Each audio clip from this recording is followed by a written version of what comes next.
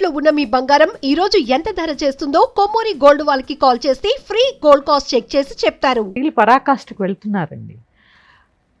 ఈ పరాకాష్ఠ ఎక్కడికి వెళ్తుంది అంటే సందర్భం వచ్చింది కాబట్టి చెప్తున్నాను. రాబోయేది శ్రావణ మాసం. ఇక ఈ డెకరేషన్లకి అంతు లేకుండా డబ్బులు ఖర్చు పెడుతున్నారు. దానికి అసలు లిమిట్ లేదు. ఇక్కడ అందరూ గ్రహించాలన్నా ఒక విషయం.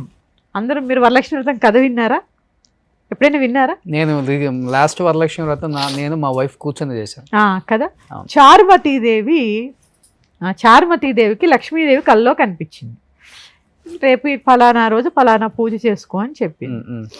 ఆవిడ ఏం చేసిందండి, పొద్దున్నే వెళ్ళి 1,00,000 రూపాయలు పట్టు చీర తెచ్చుకుని 1 కోటి రూపాయలు పెట్టి నగలు కొనుక్కుని వచ్చిందా. ఏం చేసింది, కళ రాగానే ముందెళ్ళి అత్తమామలకి భర్తకి చెప్పింది. చారుమతీదేవి కల్లోకే లక్ష్మీదేవి ఎందుకు వచ్చింది?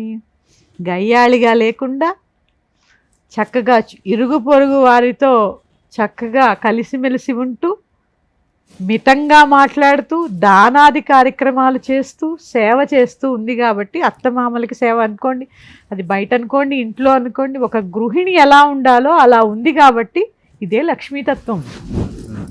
చారుమతి అనేది ఒక కథ కాబట్టి లక్ష్మీదేవి అనుగ్రహించింది. సింపుల్. ఆవిడకి అప్పుడు కూడా ఏం చేసింది, లక్ష్మీదేవి అంతా నాకే రావాలనుకోలా. ఏం చేసిందండి, చుట్టుపక్కల వాళ్ళందరికీ చెప్పి అందరితో కలిసి పూజ చేస్తుంది. అవునా? అప్పుడు ఏం చేశారు వీళ్ళంతా, ఆహా చారుమతీదేవి సౌభాగ్యమే సౌభాగ్యం అని పొగుడుతూ ఇళ్ళకి వెళ్ళారు. వాళ్ళు కూడా సంతోషంగా లక్ష్మీదేవితో ఇంటికి వెళ్ళారు. ఇక్కడ చెప్పండి, ఇక్కడ ఈ చారుమతీదేవి కథలో డెకరేషన్లు ఎక్కడున్నాయి అంటే ఎక్కువ డెకరేషన్ చేస్తే దేవుడు బాగా ఇచ్చేస్తాడు అనేదా? తర్వాత రిటర్న్ గిఫ్ట్స్లు ఎక్కడున్నాయి? మామూలుగా స్త్రీకి తాంబూలం ఇవ్వాలంటే పసుపు కుంకుమ 2 పళ్ళు వక్కలు జాకెట్. శ్రావణ మాసం కాబట్టి శనగలు, నీకు చక్కగా నీకు స్తోమత ఉంటే ఒక చీర, సువాసిని కదా, ఒక చీర జాకెట్ లేదా 2 బ్లౌజ్ పీసులు. మరి దీంట్లో రిటర్న్ గిఫ్ట్లు ఎక్కడున్నాయి? ఇత్తడి సామాన్లు ఎక్కడున్నాయి? రీల్స్ ఎక్కడున్నాయి? నువ్వు భర్త అనుమతితో కదా చేసుకోవాలి. భర్త ఎక్కడున్నాడు? పొద్దున్న ఆఫీస్కి వెళ్ళిపోతాడు. తర్వాత సమయపాలన. ఎవరండి సూర్యోదయాత్ పూర్వమే లేచి స్నానం చేసి పూజ చేస్తున్నది? ఎప్పుడు చేస్తారు? 10 దాకా వంట సరిపోతుంది. 10:30కి రాహుకాలం వస్తుందంటారు, 12 దాకా చేయరు. మిట్ట మధ్యాహ్నం 12కి 12:30కి పూజ చేసే వాళ్ళని కూడా నేను చూస్తాను. ఇదా మరి ఇదే పరాకాష్ఠ అంటే. కానీ వరలక్ష్మి వ్రతంకి నాకు మంచి ఎక్స్పీరియన్స్ ఏంటంటే అమ్మ, కామెంట్స్ అంటే నాకు ఎందుకు అనిపించింది నాకు తెలియదు, మా వైఫ్కి కూడా అది ఇష్టం లేదు. అంటే ఏదో పెద్ద డెకరేషన్లు చేసి అంటించి ఇవంటిచ్చి కాదు, ఒక చిన్న పీట వేసి దాని మీద అమ్మవారి పటం పెట్టి కలశం పెట్టి పూజ చేద్దాం అంతే. నాకు తెలిసిన వరలక్ష్మి వ్రతం అంటే, నేను చూసిన వరలక్ష్మి వ్రతం, నాకు గుర్తొచ్చిన వరలక్ష్మి వ్రతం అంటే అదే. ఇంకా కరెక్ట్. ఇప్పుడు ఏం చేస్తున్నారండి, సరే కొంతమంది ఇళ్లలో బొమ్మను చేసే అనుమతి ఉంటుంది, అది సరదా చేస్తారు. వరలక్ష్మి వ్రతం అంటే స్త్రీలకు చాలా ఇష్టం.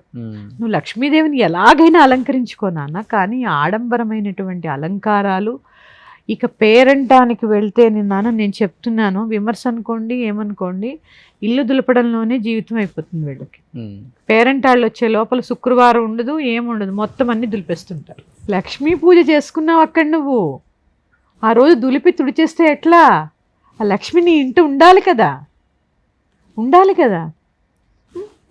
వరలక్ష్మి వ్రతం రోజు బ్యూటీ పార్లర్కి ఏం పని? పసుపు రాసుకో, గాజులు వేసుకో, కుంకుమ ధారణ చెయ్యి, జడ వేసుకో, పువ్వులు పెట్టుకో, లక్ష్మిలా ఉండు, ఉన్న నగలు వేసుకో కదా. ఇక్కడ ఏమవుతుంది అంటే ఖర్చు అనేది అన్లిమిటెడ్ అయిపోతుంది. ఈ పోయిన సంవత్సరం సుమన్ టీవీలో ఈ వరలక్ష్మి వ్రతంతో నా ప్రయాణం మొదలైంది. 150 రూపాయలతో పూజ చేసుకోవచ్చు అని చెప్పాను నేను.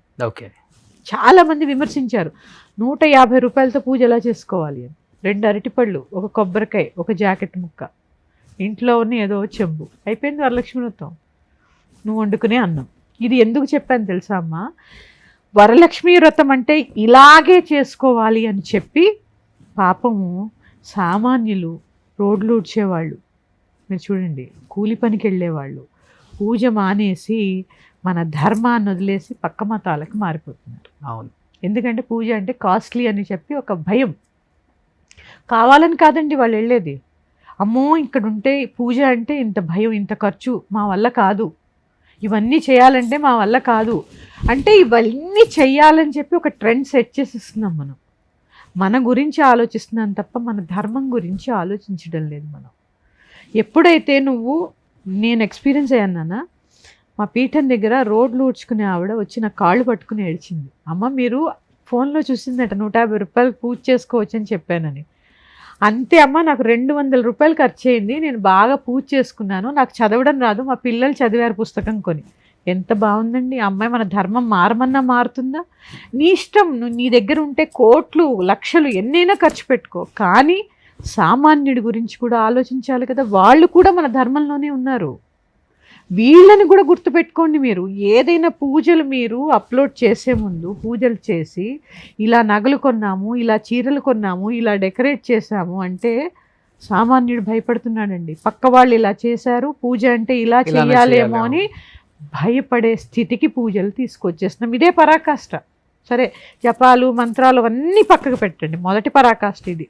కానీ హిందూ ధర్మం మీద కానీ సనాతన ధర్మం మీద కానీ మన దేవుళ్ళ మీద కానీ రాను రాను మీరు అన్నట్లుగా మతాలు మారిపోతున్నారు కాబట్టి, కానీ ఉన్నవాళ్ళు కూడా చాలా వరకు చెప్పాలంటే హిందూ ధర్మం మీద కానీ దేవుడి మీద కానీ మన ధర్మం మీద కానీ అంత చూపిస్తున్నారు. ఆ ప్రేమ కనిపిస్తుందా మీకు? రీసెంట్గా ఢిల్లీలో కూడా ఆ ఘటన చూశారు. నీట్ జరుగుతున్న గొడవ ఒకటి, అవును, తీసుకొచ్చింది మనందరి ముందుకి ఇంకొకటి.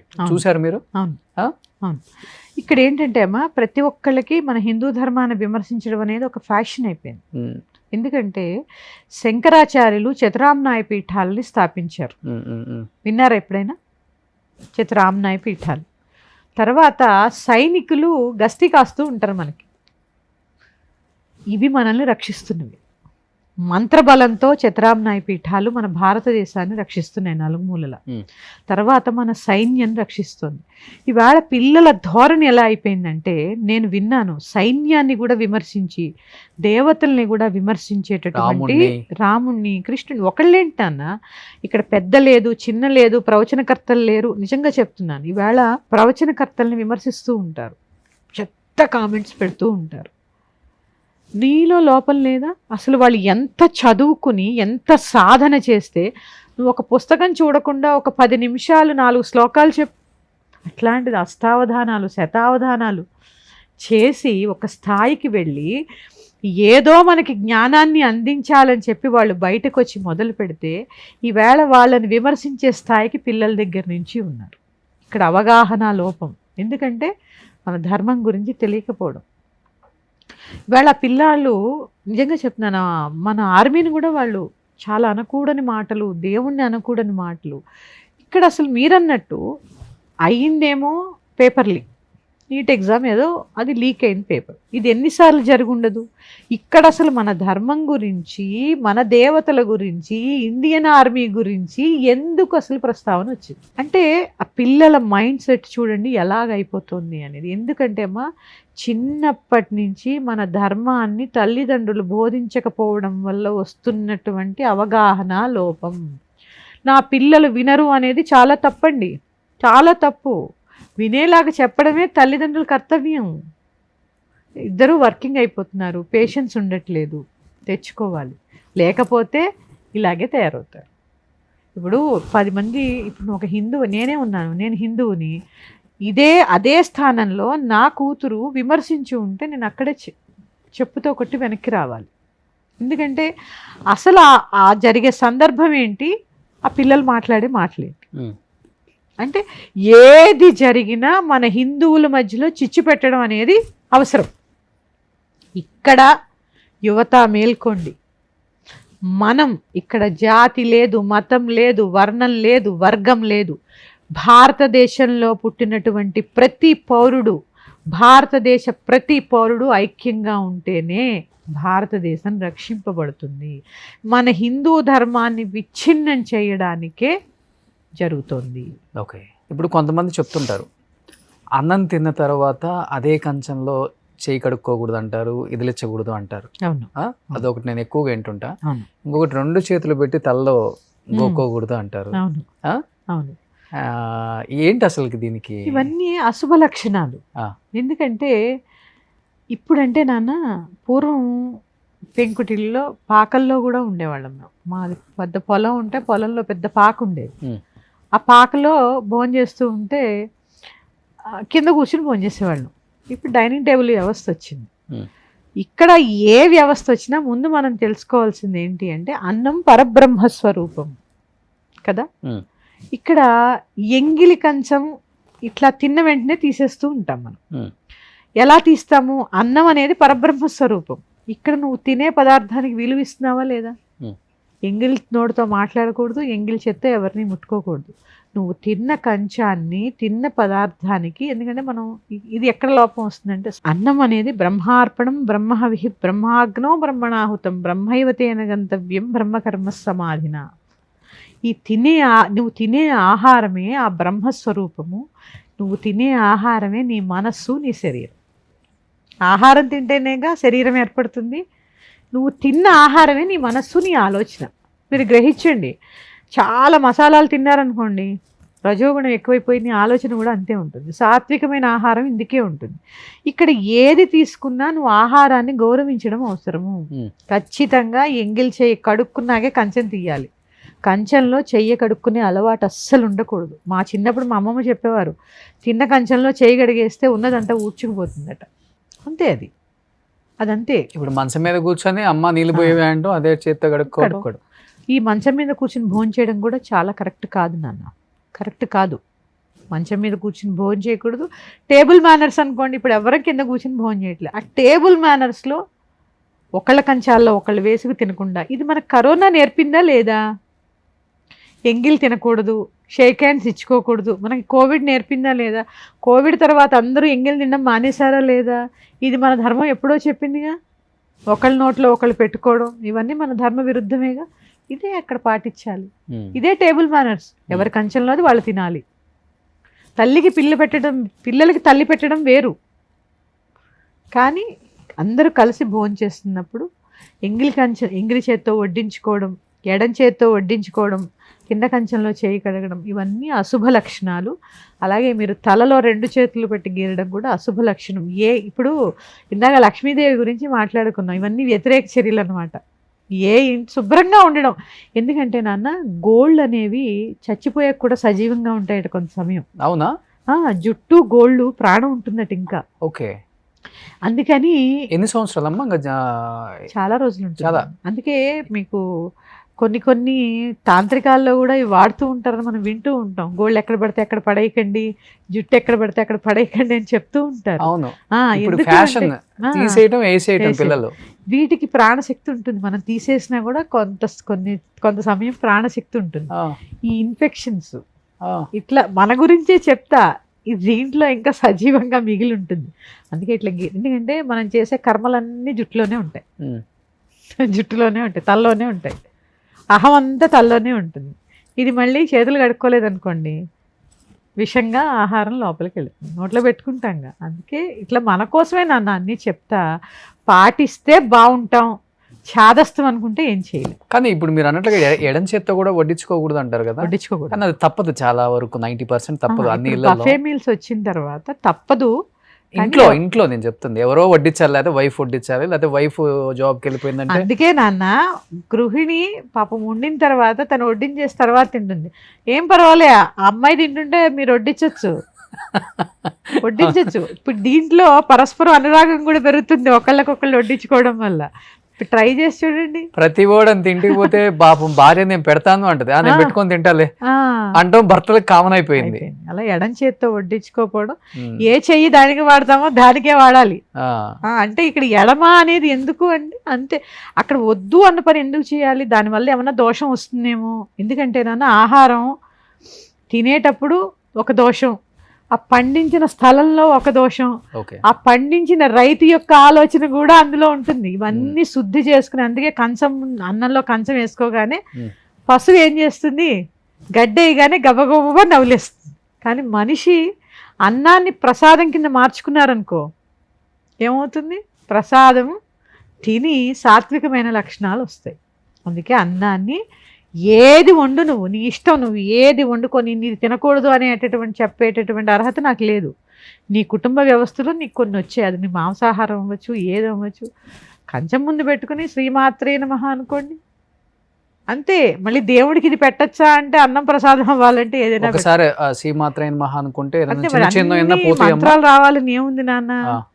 నేను తినేది ఏదైనా ఆవిడిచ్చిందేగా. అదే ఏదైనా చిన్న చిన్న తప్పులు జరిగినా గానీ తప్పులని కాదు, ఆ ఉన్న దోషం పోతుంది ముందు. పోతుంది. అదే మరి ఆ వండిన ఆహారంలో ఇప్పుడు నేనే ఉన్నాను, మా ఆయన మీద కోపం వచ్చింది, ఈయన ఎప్పుడు ఇంతే నన్ను ఇలా తిడుతూనే ఉంటారు, అలా అంటూనే నేను అన్నం వండాను అనుకోండి, అన్నం యొక్క స్వభావం అదే అవుతుంది. ఓకే. ఇదేమవుతుంది, అది తిని భర్త పిల్లలు మళ్ళీ ఇదే ఆలోచనలతో ఉంటారు. వాళ్ళు కూడా రివర్స్ చేస్తారు కదా, నువ్వు ఎప్పుడు ఇంతే అమ్మా, ఇలాగే మాట్లాడతావు, పరస్పరం అన్నమాట ఇదంతా. అందుకని అన్నం ప్రసాదంలా తినాలి అంటే ఒక మంత్రం ఉచ్చరించండి, సాత్వికమైన ఆహారాన్ని భుజించండి, ఏది తిన్నా ఆ ప్రసాదం అనుకోండి, కొన్ని దోషాలు తగ్గుతాయి. కానీ మారుతున్న సమాజంలో చాలా మారాలంటాం కానీ సమాజమే మారనక్కర్లేదు. మనుషులు మారితే సమాజం, అంతే. సమాజం అనేది ఎప్పుడు ఒకేలాగా ఉంటుంది. మనుషులు మారుతున్నాం కాబట్టి మారుతున్న సమాజం అనేది ఇది ఒకటి బాగా అయిపోయింది ఊత పదం కింద. ఇప్పుడు జనాలకు అర్థం కాని విషయం ఏంటంటే సమాజం అంటేనే మనుషులు. ఇప్పుడు వ్యక్తి వేరు వ్యవస్థ వేరు కాదు, వ్యక్తుల ద్వారానే వ్యవస్థ ఏర్పడింది కదా. ఒక్కటి చెప్తున్నాను నాన్న, ఒక గృహిణి మారితే ఒక ఇల్లు మారుతుంది, ఒక ఇల్లు మారితే ఒక 10 ఇళ్ళు మారుతాయి, 10 ఇళ్ళు మారితే ఒక కాలనీ మారుతుంది, అట్లా ఒక కాలనీ మారితే ఒక ఊరు మారుతుంది, ఇలాంటి కొన్ని ఊర్లు మారితే ప్రపంచం ప్రపంచం శాంతి ఏర్పడుతుంది. అంతే, శాంతి కావాలి. ఏదైనా, ఏ పూజ చేయని, ఏ హోమం చేయని, ఏ గుడికి వెళ్ళని, నీకు కావాల్సింది ఏంటి? సుఖంగా ఉండడం, ఆనందం, అంతే కదా. ఇదే నువ్వు ఆ సచిదానందం కోసం సత్ చిత్ ఆనందం, సత్యమైన నిత్యమైన ఆనందం కోసం ఎప్పుడూ వెతుక్కుంటే ఇవన్నీ ఆటోమేటిక్గా వస్తూనే ఉంటాయి. ఆ సచిదానందమే భగవంతుణ్ణి చేరడం, ఆ సచిదానందమే భగవంతుణ్ణి చేరడం కోసం గురువుని ఆశ్రయించు. ఓకే. కానీ ఈ ధర్మ సందేహాల్లో ఒక 2 ఉన్నాయి అమ్మ. చెప్పండి. మన బట్టలు, మన చెప్పులు వేరే వాళ్ళు వాడకూడదు, మనం కూడా ఇవ్వకూడదు అంటాం. అండ్ ఇంకొకటి ఒకే చేత్తో నిప్పుని కానీ నీరుని కానీ తీసుకెళ్ళకూడదు అంటారు. ఎందుకు అసలు కదా? బట్టలు ఇవ్వకూడదు అనే దానికి నేను ఒప్పుకున్నాను. ఎందుకంటే ఒకప్పుడు అది, ఎందుకంటే మనిషికి 2 జతలో 3 జతలో ఉండేవి, వాళ్ళు వేసుకుని అరిగిపోయి. ఇప్పుడు ఒక మనిషికి, ఇప్పుడు నేనే తీసుకుంటే బీరువా తీస్తే 200 చీరలు కనిపిస్తాయి. నువ్వు కట్టనివి ఎవరికైనా దానం ఇవ్వడం ఎటువంటి తప్పు లేదు. సూపర్ అమ్మా, ఫస్ట్ టైం ఇవ్వటం తప్పు కాదని చెప్పింది. ఎందుకంటే ఒకప్పుడు నాన్న 2-3 జతలే, ఇప్పుడు చూడండి. ఇప్పుడు మీకైనా నాకైనా బీరువా తీస్తే ఎన్ని కనిపిస్తాయి. నువ్వు పేదవాడి కాకపోతే చిరిగిపోయినవి కానీ అరిగిపోయినవి కానీ ఇవ్వకూడదు. నువ్వు ఏదో 1-2 సార్లు కట్టుకొని ఇది నాకు ఉపయోగం లేదు అంటే పాపం పనిచేసే వాళ్ళకో ఎవరికో ఇస్తే వాళ్ళు ఎంత ఆనందంగా కట్టుకుంటారు. వాళ్ళు ఒక 5,000 రూపాయలు పెట్టి బట్టలు కొనుక్కోలేరు. 5,000 రూపాయలు పెట్టి నువ్వు ఒక డ్రెస్ కొనుక్కున్నావు, అది నీకు నచ్చలేదు, నువ్వు ఎన్ని రోజులు బీరువాలో పెడతావు? దానం ఇవ్వడం వల్ల ఏంటి, చాలా చాలా మంచిది. ఏ సంకోచం లేకుండా ఇవ్వండి. ఎలాంటి వస్తువైనా, చెప్పులు కావచ్చు, ఏమైనా ఇవ్వచ్చు. చెప్పులు ప్రత్యేకించి ఇవ్వకూడదని చెప్తారు నాన్న. ఎందుకంటే ప్రత్యేకించి లెదర్ అయితే అసలు ఇవ్వకూడదు. కానీ మీరు అక్షయ తృతీయ తీసుకోండి, ఇలాంటి వాటికి చెప్పులు దానం ఇస్తాం. గొడుగు, చెప్పులు, ఎండాకాలం కదా, అవును, అట్లా ఇవ్వచ్చు. మనం వేసుకుని ఇవ్వకపోవడం అనేది, ఎందుకంటే కొంత కర్మని మోస్తాయట చెప్పులు. నడుస్తూ ఉంటాం కదా వేసుకుని, ఆ చెప్పులు మాత్రం కాదు. కానీ ఇవి బట్టలు మాత్రం నాన్న ఇచ్చేసేయండి. ఓకే, ఇచ్చేసేయండి, మళ్ళీ కొత్త వస్తాయి, మళ్ళీ 2-3 నెలలు కట్టుకోండి, ఇచ్చేసేయండి. ఎంతమంది పేద విద్యార్థులు సరైన బట్టలు లేకుండా కాలేజీలకు వెళ్తున్న వాళ్ళు నాకు తెలుసు. ఈ నీరు నిప్పు అనేదమ్మా అసలు ఏంటది?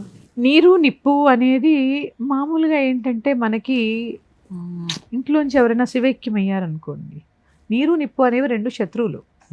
నిప్పు నీరు అనేది, ఇప్పుడు అగ్ని ప్రమాదం జరిగింది అనుకోండి, వెంటనే ఏం పోస్తారు? నీళ్లు పోస్తారు. నీళ్లు కన్నా ఎక్కువ పట్టలేదో కప్పుతాము, నీళ్లు పోస్తే మంచిది కాదు. నీళ్ళే. నీరు నిప్పు శత్రువులు. అగ్ని ఉంటే నీరు పడిందంటే అగ్ని ఆగిపోతుంది. మళ్ళీ గాలి అగ్ని ఫ్రెండ్స్. గాలి వచ్చే కొద్దీ అగ్ని పెరుగుతూ ఉంటుంది. ఇది అంటే ఇవి పంచభూతాలకి సంబంధించినటువంటి subject. But last and final గా ఒక 5 వస్తువులు పక్కంటి నుంచి ఎదురుంటి నుంచి తీసుకోకూడదు అని చెప్తారు.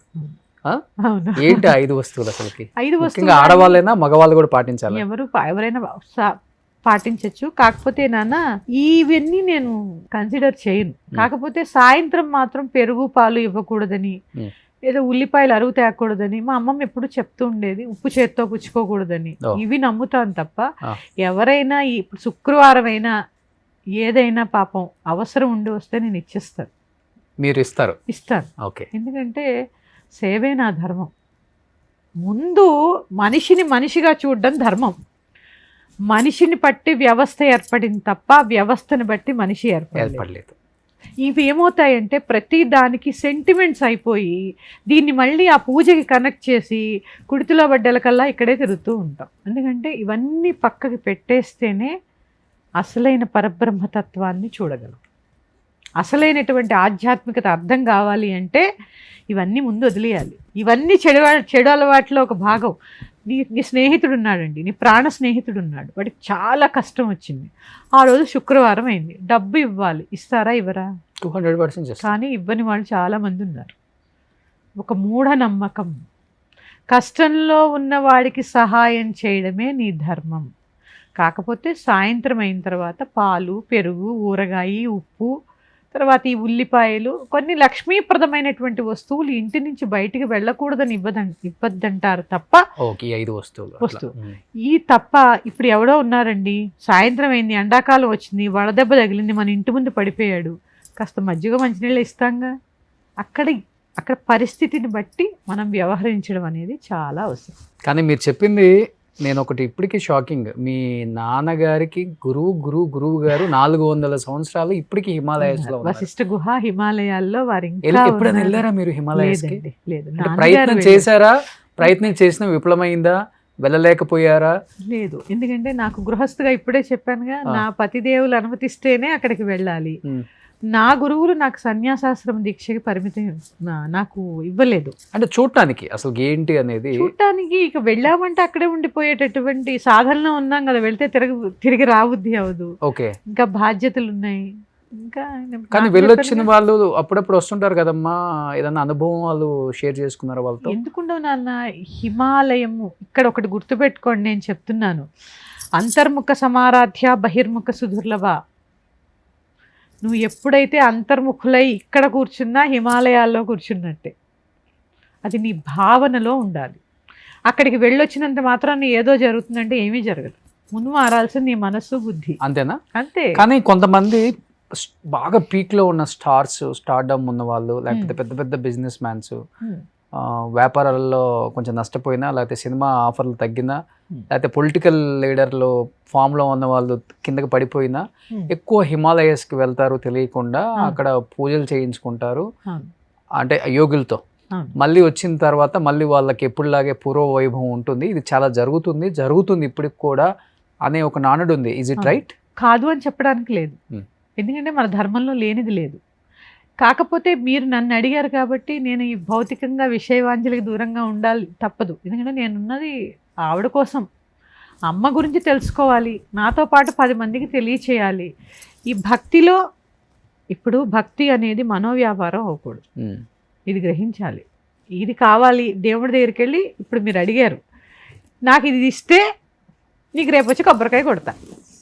ఇది ఎన్ని రోజులలా, ఎన్ని కోరికలు ఉంటాయి అలా? సముద్రంలోంచి ఓ చెంబు నీళ్ళు తీసుకున్నావు అనుకున్నా, ఇంకా సముద్రం అక్కడే ఉంది. సముద్రమే నీదైతే గ్రహించు. నువ్వు సముద్రం దగ్గరికి వెళ్ళి నాకు చెంచాడు నీళ్ళు కావాలని అడుగుతున్నావు, కానీ ఆ సముద్రమే నీదైతే అంటే ఆవిడే నీ దగ్గర ఉంటే లేనిదేముంది? అన్నీ ఉంటాయి జీవితంలో, అన్ని సుఖాలు ఉంటుంది. రాజరాజేశ్వరియే భోగమోక్షప్రదాయం. అన్నీ ఇస్తుంది, భోగాల్ని ఇస్తుంది, అంత్యంలో మోక్షాన్ని ఇస్తుంది, మళ్ళీ జన్మ కూడా ఉండదు. ఇదే హిమాలయాలకు వెళ్ళి తెలుసుకునేది ఇదే. మీరు అన్నారు కదా, అది స్త్రీ విద్యలో ఉంటే. నాన్న, స్త్రీకి కొన్ని ధర్మాలు ఖచ్చితం. పురుషుల ధర్మాలు వేరు, స్త్రీ ధర్మాలు వేరు. స్త్రీకి మన ధర్మం ఎప్పుడూ ఒక ప్రొటెక్షన్ ఏర్పరిచింది. స్త్రీని ఒంటింటి కుందేలు చేస్తారని అనుకుంటారు, స్త్రీ ఒంటింటికి రాణి. ఇది గ్రహించిన సూక్ష్మాన్ని గ్రహించిన రోజు ఏ స్త్రీ కంటనీరు పెట్టదు. ఎందుకంటే మీరు మనం రాగానే ఒక ప్రశ్న అడిగారు, స్త్రీలు వేదం చదవచ్చా అని. వేదం నేర్చుకోకూడదు, చదవకూడదు అన్నారు, నేను విన్నాను. మరి లోపాముద్ర, మన వేదం నేర్చుకుని పర్టికులర్ వేదాన్ని నేర్చుకుని దాని మీద రీసెర్చ్ చేసి మళ్ళీ పుస్తకాలు రాసిన వాళ్ళు ఉన్నారు. మన సాయి పల్లవి గారితో సినిమా వచ్చింది, మీరు గార్గి అని విన్నారు? గార్గి వేదంలో దిట్ట ఆవిడ. గార్గి, లోపాముద్ర, అనసూయ, వీళ్ళందరూ వేదాంగాలు, సప్త ఋషుల భార్యలందరూ వేదాంగాలు తిరిగి చదివి రాసి మళ్ళీ దాని మీద రీసెర్చ్ చేసి పుస్తకాలు రాసిన వాళ్ళు ఉన్నారు, చాలామంది ఉన్నారు. అందరూ చదవచ్చు, కానీ వేదం ప్రత్యేకించి కొన్ని ఎందుకు చదవకూడదు అంటే స్త్రీకి మాత్రమే దేన్నైనా సృష్టించేటటువంటి శక్తి ఉంది. ఈ సృష్టించే శక్తి గర్భంలో ఉంటుంది. కొన్ని చదివినప్పుడు ఏమవుతాయంటే ఈ గర్భం మీద ఒత్తిడికి లోనవుతాయి. లోనైనప్పుడు ఈ సంతానం కలగకుండా ఎటువంటి అడ్డంకులు ఏమన్నా వస్తాయి ఏమో అని చెప్పి విధించినటువంటి నియమాలు తప్ప స్త్రీని ఎక్కడా మన ధర్మంలో తక్కువ చేసి చూడలేదు. ఓకే, ఎందుకంటే ఆ శక్తి ఎవరు నాన్న? జగన్మాత స్త్రీ కదూ, భూమాత స్త్రీ కదూ.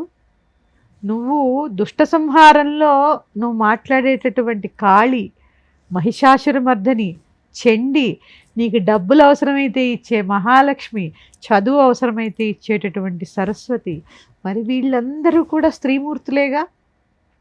మరి ఆ స్త్రీయే వేదం చదవకూడదు అని ఎక్కడా చెప్పలా. కొన్ని నియమాలు, వాళ్ళందరూ దేవతలు, మనం మనుషులు, కొన్ని నియమాలు పెట్టారు అంతే. అది కూడా స్త్రీని ప్రొటెక్ట్ చేయడానికి మాత్రమే. ఓకే, అంతే. దీన్ని మనం వెళ్ళే కొద్దీ ఏమైంది అంటే రకరకాలుగా వక్రీకరించబడ్డాయి తప్ప వేదాంగాలు చదివినటువంటి స్త్రీలు చాలామంది ఉన్నారు. మీరు వేదం నేర్చుకున్నారని నేను విన్నాను. కొంత నేర్చుకున్నారు చిన్నప్పటి నుంచి మా నాన్నగారు, ఎందుకంటే నేను ఏకైక సంతానం స్త్రీ. ఓకే. నేను 5 ఏళ్ళకి నాకు భగవద్గీత నేర్పారు మా నాన్నగారు. 5 years. నేను 9 సంవత్సరాలప్పుడు మాండుకోపనిషత్తు చదివాను. నాకు 9 years అప్పుడు. అట్లా ఆయన ఎందుకు ఇస్తున్నారో చదవదు, ఖచ్చితంగా ప్రతిరోజు పుస్తకం చదవాల్సిందే. కానీ సహజం కదా, టీనేజ్లో అబ్బా రోజు చదవాలా అనుకునేదాన్ని. ఒక వయసు వచ్చి నేను పూర్తిగా సాధనలోకి వచ్చి ఇట్లా ఎప్పుడైనా ఇక్కడ ఇలా మాట్లాడుతున్నా, ప్రవచనానికి వెళ్తున్నా, ఒక్కసారి కళ్ళు చెమరుస్తాయి నాకు. ఎందుకంటే ఎంత అదృష్టం ఉంటే ఇంత ఆసువుగా ఎన్నో శాస్త్రం గురించి, ధర్మం గురించి, శ్రీ విద్య గురించి ఈవేళ చెప్పగలుగుతున్నాను అంటే ఆయన ఇచ్చినటువంటి క్రమశిక్షణ. ఇదే చెప్తున్నాను నాన్న. ప్రతి పిల్లలకి తల్లిదండ్రే గురువు అవ్వాలి. ట్యూషన్కి పంపిస్తేనో ఎక్కడికో పంపిస్తేనో కొన్ని ధర్మాలు రావు. ప్రతి పిల్లవాడి చేత ప్రతిరోజు 10 నిమిషాలు, మీ పిల్లల చేతైనా ఒక 5 శ్లోకాలు చదివించండి.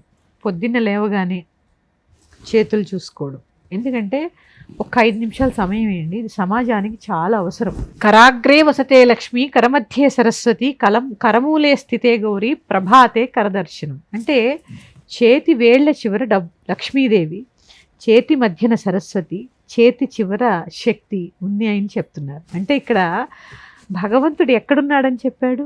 ఇలా చెప్పి నీ చెయ్యి చూసుకోమని చెప్తారు లేవగానే. మీరు విన్నారా ఎప్పుడైనా? విన్నానమ్మా. కరాగ్రే నేను ఇప్పటికీ పాటిస్తా, నా పిల్లలు కూడా పాటిస్తారు. ఎందుకంటే ఇక్కడ ఏం చెప్పారు అంటే నీ చేతులే నువ్వు. ఇప్పుడున్న యూత్ లేవగానే మొబైల్ పట్టుకుంటారు.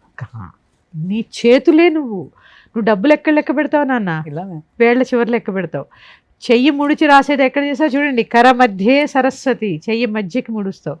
పిడికిలు బిగిస్తే శక్తి అవుతావు.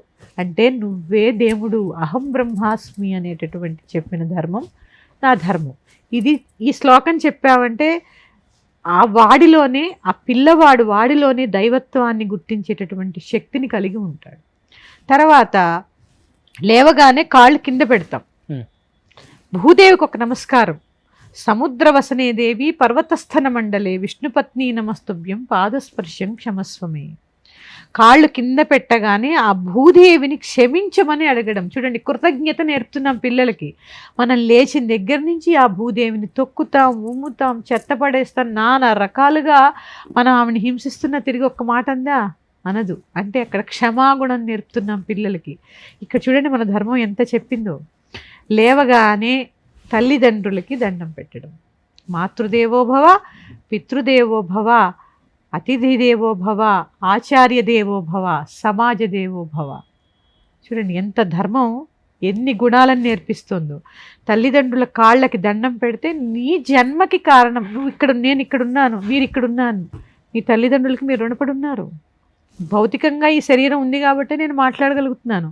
ఇదే లేనప్పుడు ఈ శివకామేశ్వరికి ఈ దేహమే లేనప్పుడు ఎలా మాట్లాడుతుంది?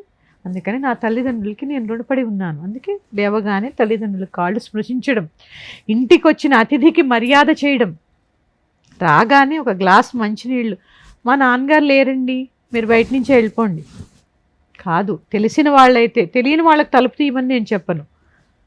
ఖచ్చితంగా లోపల కూర్చోపెట్టి ఒక గ్లాస్ మంచినీళ్ళు ఇవ్వడం. ఇదే మళ్ళీ ఏం చెప్పింది? గురుదేవో భవ, మనం మొదట చెప్పుకున్నదే. ప్రతిరోజు ఆ గురువుని గౌరవించడం, సమాజాన్ని గౌరవించడం, ఇది నేచర్ నుంచి మన పిల్లలకి నేర్పితే మన పిల్లలకి నేచర్ కనెక్ట్ అయి ఉంటుంది. వాళ్ళకి ఏది కావాలో ఆ శక్తిని వాళ్ళకి ప్రసాదిస్తూ ఉంటుందండి నేచర్. సూపర్ అమ్మా, నిజంగా చాలామంది పిల్లలు ఫాలో అవ్వాలి. అక్కడి నుంచి లేవగానే బ్రష్ చేసుకోవడం, స్నానం చేయడం, సూర్యుడికి ఒక నమస్కారం, ఇప్పుడు ఎలా ఉంటుందంటే నాన్న సిస్టము, ఎవరైనా మా దగ్గరకు వచ్చిన వాళ్ళకి మీకు జాతకంలోనో లేకపోతే మీకు ఆరోగ్యం బాగాలేదనో సూర్యుడు అనుగ్రహం కావాలి అంటే తిరుమలగిరిలో ఉన్నటువంటి సూర్యనారాయణ గుడికి వెళ్తారు, లేకపోతే ఎక్కడికో శ్రీకాకుళం దాకా వెళ్తారు. ప్రత్యక్ష దైవమైనటువంటి నారాయణ్ణి కళ్ళెత్తి చూడడం అలవాటు చేయండి పిల్లలకి. ఆరోగ్యప్రదాత, ఐశ్వర్యప్రదాత, గవర్నమెంట్ ఉద్యోగం చేయాలి మీ పిల్లలు అనుకుంటే చిన్నప్పటి నుంచి సూర్యుడికి అర్ఘ్యం వదలడం నేర్పించండి, ఖచ్చితంగా అవుతారు. సూర్యుడి అనుగ్రహం అలాంటిది, అన్నీ ఇస్తాడు. ఇవి నేర్పించండి. గోసేవ నేర్పించండి. నెలకొకసారి ఒక భజన, ఒక సత్సంగ్, ఇది నేర్పించండి పిల్లలకి. అసలు నీ పిల్లాడు ధర్మం తప్పడండి. ప్రతి స్త్రీలో, మగపిల్లాడైతే ప్రతి స్త్రీలో తల్లిని చూస్తాడు. ఎందుకంటే లేచిన దగ్గర నుంచి మాతృదేవోభవ అంటున్నాడు. ప్రతి ఒక్కరిని గౌరవిస్తాడు, సమాజ దేవోభవ అంటున్నాడు. ప్రతి ఒక్కరికి మర్యాద ఇస్తాడు, అతిథి దేవోభవ అంటున్నాడు. ఇది కదా నీ ధర్మం. ఎంత గొప్పగా ఉంది చూడండి. ఎక్కడ మన ధర్మాన్ని విమర్శించేటటువంటి ఆస్కారం ఉంది? వీటన్నిటిలో పూజ ఎక్కడుంది? ఎక్కడ దేవుడు ఉన్నాడు? ఇక్కడ ఏం చెప్పింది? నువ్వే దేవుడు అని చెప్పింది నా ధర్మం. అందుకే నా ధర్మం సనాతనమైనది, ఎప్పుడూ సనూతనమైనది. పిల్లల్ని ఇలా పెంచండి, ఎవ్వరూ తప్పు చేయరండి. ఎందుకంటే హంసలాగా పాలు నీళ్లు వేరు చేసినట్టు ఎప్పుడైతే వీడికి ధార్మికంగా ఉండేటటువంటి ఆలోచన ఉంటుందో తప్పు ఏది, కష్టమేది, నష్టమేది, ఒప్పేది, తప్పేది అనేటటువంటి విచక్షణ జ్ఞానం ఏర్పడుతుంది.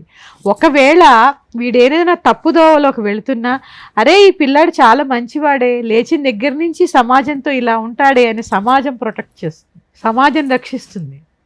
ఆ ఇంట ఇన్ని లాభాలు ఉన్నటువంటి మన ధర్మాన్ని ప్రతి ఒక్కరూ గౌరవించండి. ఎలా అయితే మీ పిల్లలకి వారానికి ఒకసారి సినిమాకి వెళ్ళాలి, నెలకొకసారి రెస్టారెంట్కి వెళ్ళాలి అని మీరు చెప్తున్నారా లేదా? మీరు చెప్పకపోతే వాళ్ళకి తెలియదండి. మనం తీసుకెళ్తాం కాబట్టి వాళ్ళు వస్తున్నారు, వాళ్ళు అడుగుతున్నారు నెక్స్ట్ మంత్ మళ్ళీ. గుడికి వెళ్ళడం నేర్పించండి. 99% అదృష్టం ఉన్నా 1% భగవంతుడి దయ ఉంటేనే 100% పూర్తవుతుంది. ఇది గ్రహించండి. మన ధర్మాన్ని మీరు నిలబెట్టండి. ఎందుకంటే నేటి బాలలే రేపటి పౌరులు. హిందువులారా జాగృతం కండి. ఇప్పుడు నేను ఈ మధ్య హిందూ ధర్మ సమ్మేళనానికి వెళ్ళాను. ఇక్కడ ఒకటి క్యాప్షన్ చూశాను, గడప లోపల కులం, గడప దాటితే హిందువులు. ఇది గ్రహించండి. గడప లోపలే హిందువులారా ఐక్యం కండి. మన ధర్మాన్ని రక్షించండి, ఆ ధర్మమే మిమ్మల్ని రక్షిస్తుంది. థ్యాంక్ యూ అమ్మ, థ్యాంక్ యూ సో మచ్. నిజంగా ఈ గురు పౌర్ణమి సందర్భంగా ఎంతోమంది వాళ్ళ గురువులను మళ్ళీ గుర్తు చేసుకుంటారు. ఒక్కసారన్నా ఈ ఒక్కరోజు గురువు యొక్క దర్శనం చేసుకొని గురువు యొక్క బ్లెస్సింగ్స్ తీసుకోవాలండి అనేది స్టార్ట్ అవుతుంది వాళ్ళలో. మాత్రం వెళ్ళండి ఎందుకంటే అమ్మా గురువుని నమ్మిన వాడు ఎప్పుడూ చెడిపోడు. ఏ బాధలో ఉన్నా, నేను ఇప్పుడున్నానండి, నేను ఎంత సాధనలో ఉన్నా నాకు కష్టం వస్తుంది. ఒక్కసారి కూర్చుని ఆ గురుదేవుల పాదాలు స్మరిస్తే ఒక అరపూటలో నాకు దానికి సమాధానం దొరికినటువంటి అంశాలు కోకొల్లలు నాన్న. అందుకని గురువుని ఆశ్రయించండి, గురువుల యొక్క అనుగ్రహాన్ని పొందండి. ఎప్పటికీ ఆ ఆశీర్వచనం వ్యర్థం కాదు. కానీ ఒకటి మాత్రం చెప్తున్నానమ్మా, భౌతికంగా మీకు అవకాశం ఉంటే ఏదో దేశాలు దాటి వెళితే తప్ప విత్ ఇన్ ఇండియా ఉంటే, మీ గురువుల దగ్గర ఉంటే ఖచ్చితంగా వారిని దర్శించండి, వాళ్ళ పాదాలని స్పృశించండి, అంతో కొంత పాద పూజ చేసుకోండి. మీ నుంచి గురువులు ఏమీ ఆశించరండి, ఏమీ ఆశించరు. మీరు అనుకుంటారు మేము ఏదైనా ఇస్తేనే గురువులు ఆశీర్వదిస్తారేమో అని. కాదండి, ఒక్కసారి వెళ్ళి ఆ గురువుల ముందు కూర్చుని వాళ్ళు నేర్పింది మీరు తిరిగి చెప్తే అదే గురుదక్షిణ. అదే గురుదక్షిణ. చెయ్యండి, ఆ గురువుల యొక్క ఆశీర్వాదాలను పొందండి. శ్రీమాత్రే నమః. ధన్యవాదాలమ్మా.